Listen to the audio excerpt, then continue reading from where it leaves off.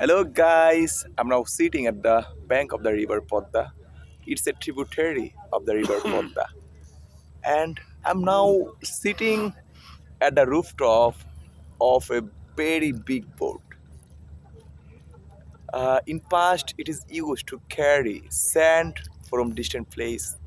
And now a person bought this boat and he's going to make this boat a floating restaurant because you can see that at the bank of the river there is a road.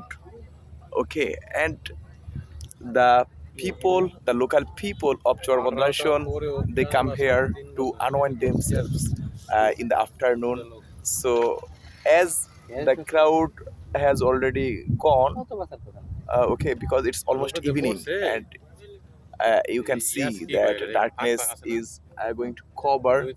So now I'm here with some of my friends. So it's a very beautiful place. So I think that if you live in the city area, you can't enjoy this kind of beautiful place. So the villagers can always enjoy the beauty of such place. And I think that after some months, as people said that this boat is going to be a floating restaurant, and that time I'll also have a journey here and would like to make a blog. And thanks for keep staying with me. Please subscribe my channel.